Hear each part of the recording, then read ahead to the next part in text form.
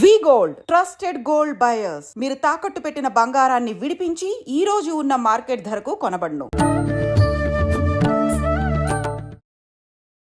నమస్కారం, welcome to I dream. ధర్మ మార్గం విత్ విజిత కార్యక్రమానికి స్వాగతం. ప్రస్తుతం మనతో పాటు ఉన్నారు ప్రముఖ జ్యోతిష పండితులు బ్రహ్మశ్రీ చేబిఎం కిరణ్ కుమార్ శర్మ గారు. ఇప్పుడు వారితో మాట్లాడేద్దాం. నమస్కారం అండి. అఖండ ఐశ్వర్యవతి భవ. గురుగారు, మాఘమాసం అనగానే చాలా ప్రసిద్ధి చెందింది వివాహాలకి శుభకార్యాలకు కూడా అని చెప్పి మాట్లాడుకుంటూ ఉంటాం. ముఖ్యంగా ఈ మాఘమాసంలో వచ్చే తిథుల్లో కూడా కొన్ని తిథులు చాలా ప్రత్యేకమైనవని అంటుంటారు. అందులో భాగంగా తీసుకుంటే పౌర్ణమి, మాఘ పౌర్ణిమ అంటారు కదా. ఈ పౌర్ణమి విశిష్టత ఏంటి? ఆ రోజున మనం ఆచరించాల్సిన విధి విధానాలు ఏమైనా ఉన్నాయా తెలియజేయండి. అద్భుతమైనటువంటి అంటే మాఘమాస విశిష్టతనే స్నానంతో అంటే స్నానం చేస్తేనే సమస్త పాపాలు పోగొట్టుకోగలిగేటువంటి అవకాశం. మాఘ స్నానే సర్వపాప శమనం. అంటే సూర్యోదయ సమయంలో మనం ఎంతైతే మాఘ స్నానం చేస్తామో సూర్యోదయ సమయంలో చేయాలి. కరెక్ట్గా స్నానం చేయగానే సూర్యుడికి అర్ఘ్యం ఇచ్చేయాలి. అది విశేషం మనకి. ఇంకా అంటే అర్ఘ్యం ఇవ్వడం అంటే ఏమిటి అంటే, సూర్యదేవ నేను చేసినటువంటి సమస్త పాపాలని స్వీకరించి నాకు శుభాన్ని కలిగించు, శుభమైనటువంటి ఆనందాన్ని కలిగించు అని చెప్పేటువంటి ఒక శ్లోకం. అంటే ఒక రకంగా మనం సంకల్పం చెప్పుకునే విధానం అనుకోవచ్చు. నేను చేసినటువంటి సమస్త పాపాలు తొలగించు, ఇది నేను అర్ఘ్యం ఇస్తున్నాను అంటే నీకు సమర్పిస్తున్నటువంటి నీటి తీసుకొని నన్ను కాపాడు తండ్రి అని చెప్పి సూర్యనారాయణమూర్తికి మనం నమస్కారం చేసుకోవడం.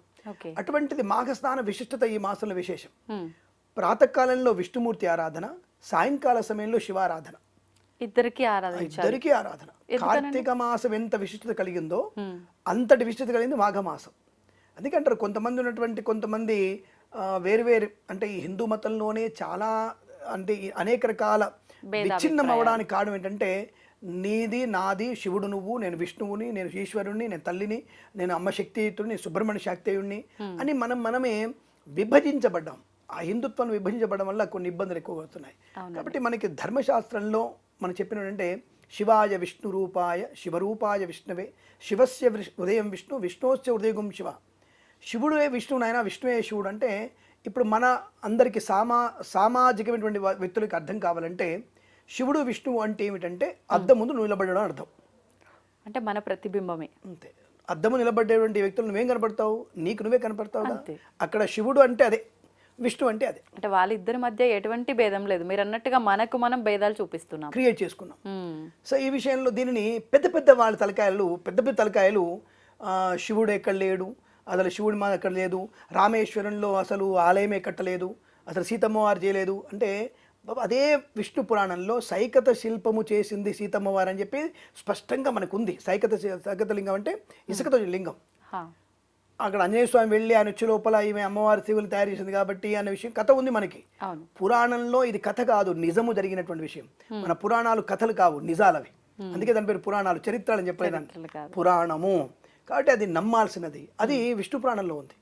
దానిని కొంతమంది పెద్ద వాళ్ళు మఠాధిపతులే అక్కడ ఏమి ఎవరు కట్టలేదు, ఒక 10 ఏళ్ల క్రితం ఉండవచ్చును అంటే మాటలు తీసుకొచ్చి అంచనా వేస్తున్నారు అంతే. 10,000 సంవత్సరాల క్రితం అలాంటి శివుడి లింగం కట్టి ఉండవచ్చు దేవాలయం, అంతకుముందు సీతమ్మ కట్టలేదు అన్నట్టు అని బయట తీసుకెళ్ళిపోయారు.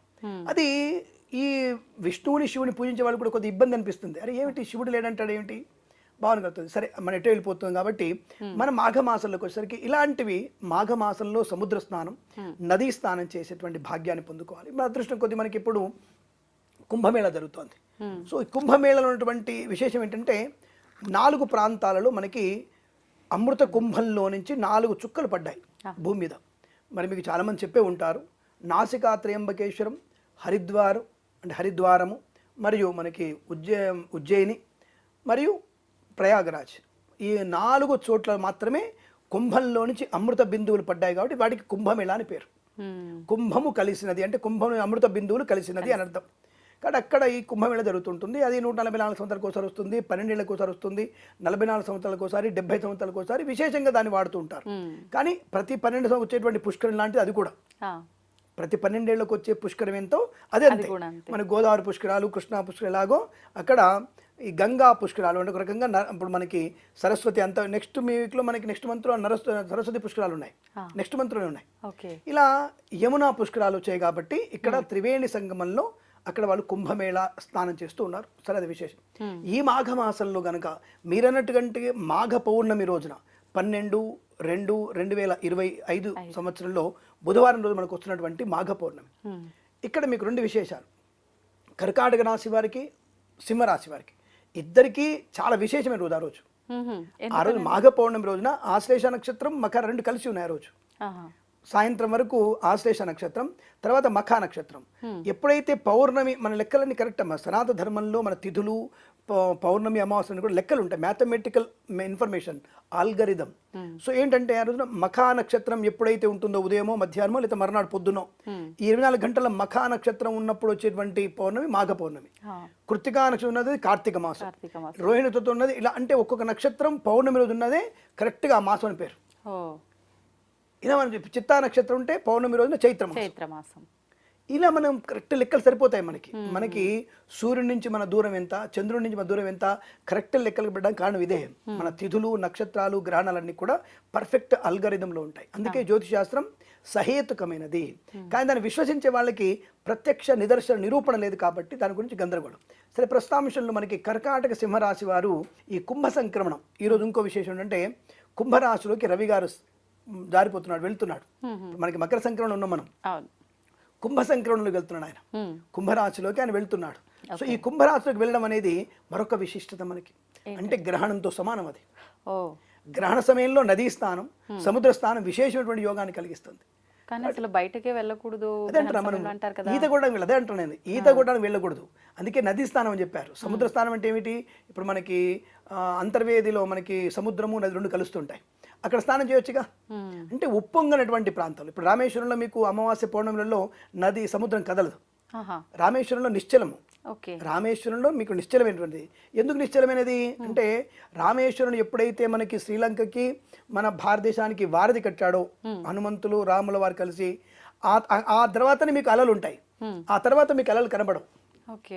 మీరు చూడండి, ధనుష్కోటి నుంచి మీకు అలలు తక్కువ, అలలు కనబడవు మీకు. ఎందుకంటే బ్రిడ్జి ఉంది కదా, అంత వేగవంతమైనటువంటి అలల్ని తట్టుకోవడానికి ఆయన బ్రిడ్జి కట్టాడు, నడుచుకుంటూ వెళ్ళడానికి. ఇంకా అలలు ఎలా వస్తాయి? రామేశ్వరం గుడి దగ్గర మీరు నడుచుకుంటూ వెళ్తున్నా కొద్ది లోతే ఉంటుంది తప్ప మీకు అలలు రావు, అసలు నిశ్చలంగా ఉంటుంది.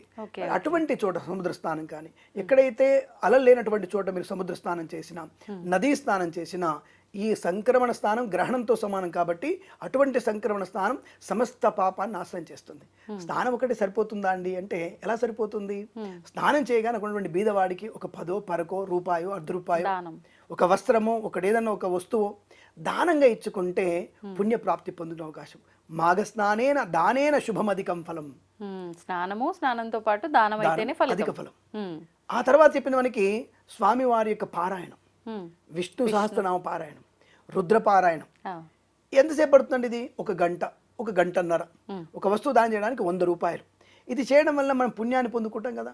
అలా అని చెప్పేసి మనకి కొంతమంది వ్యక్తులు ఉంటారు, సరే అండి నేను మానభంగం చేసి, మర్డర్ చేసి నేను మునిగితే పడిపోతుందా అంటే, ఇంకా పాపం విదిక్తైవ అంటే 2 పాపం పెరుగుతుంటుంది. తెలిసి అంతే కదా. నువ్వు కావాలని చేసి నువ్వు ముడుతున్నావు అంటే కంపల్సరీగా భగవంతుడు నీ యొక్క లిస్ట్ షార్ట్ కట్ చేస్తుంటాడు. ఆయన కూడా నీ పాపాలు తగ్గిస్తుంటాడు, నేను తీసుకెళ్ళిపోతాడు. పాపం పడడం అదే కదా, పాపం పడడం అంటే అదే. నీ పాపాన్ని తగ్గిస్తూ నిన్ను తీసుకెళ్ళి, నువ్వేం పని ఇక్కడ ఏం లేదుగా, తీసుకెళ్ళిపోతాడు. అప్పుడు లయకారకుడు శివుడు దిగొస్తాడు. కాబట్టి అచ్యుత్కటై పుణ్యపాపై ఏహైవ ఫలమశ్నుతే. నువ్వు చేసినటువంటి విపరీతమైనటువంటి పాపకర్మలకి, పుణ్యకర్మలకి ఈ లోకంలోనే అనుభవించే యోగ్యతను కలిగిస్తాడు. కాబట్టి నువ్వు బాగా పుణ్యం చేశావు, 10 మంతుల పేరు ప్రఖ్యాతులు వస్తాయి. చాలా పాపం చేసావు, 10 మంది నోళ్ళల్లో నువ్వు చండాలుడుగా పుట్టి చండాల వ్యక్తిగా నువ్వు మిగిలిపోతావు. కాబట్టి అటువంటి పాపకర్మలు చేయకుండా పుణ్యవరానికి. ఇప్పుడు మనం ఒక విషయం మాట్లాడుకుందాం. ఇప్పుడు కొంతమంది రాజకీయవేత్తలు అన్నటువంటి మాట ఓపెన్గా మాట్లాడుకుందాం. నదిలో మునిగితే పాపాలు పోతాయా, నదిలో మునిగితే డబ్బులు వస్తాయా ప్రశ్న ఒకటి అడిగారు. పెద్ద ఆయన, మంచి పార్టీ అధినేత అడిగాడు. మీ అందరూ తెలిసిన విషయమే, నేను భయపడను దానికి. పోతాయి, డబ్బులు కూడా వస్తాయి. ఎలా వస్తాయి ప్రశ్న అందరికి కూడా. ఇక్కడ మనకి పూజలు, పునస్కారాలు, ధర్మము అనగా, దానాలు అనగా మనలో ఉన్నటువంటి చైతన్య శక్తిని ఇనుమడింపజేస్తాయి, సద్బుద్ధిని కలిగిస్తాయి. ఒక సంగమంలో, ఒక పుణ్యనది క్షేత్రంలో ఒక సంకల్ప మాత్రంగా మనం స్నానం చేసి బయటికి రాగానే మన బుద్ధి వికాసము, చెడు బుద్ధిని ఆ నీళ్ళల్లో మనం నాశనం చేసుకుంటాం.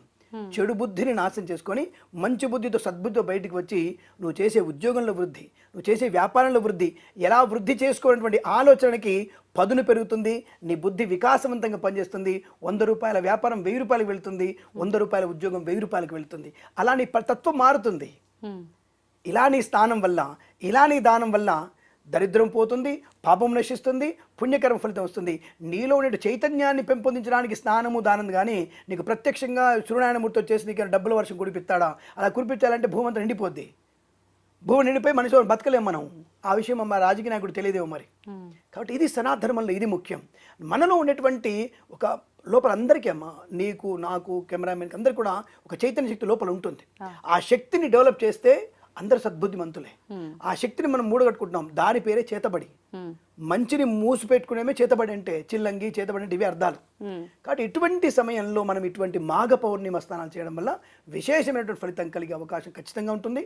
అటువంటి మాఘ పౌర్ణమి రోజున 12/2/2020 రోజున కర్కాటక సింహరాశుల వారు ఖచ్చితంగా మాఘ స్నానం అంటే అన్ని రాశుల వారు ఆచరించాలి.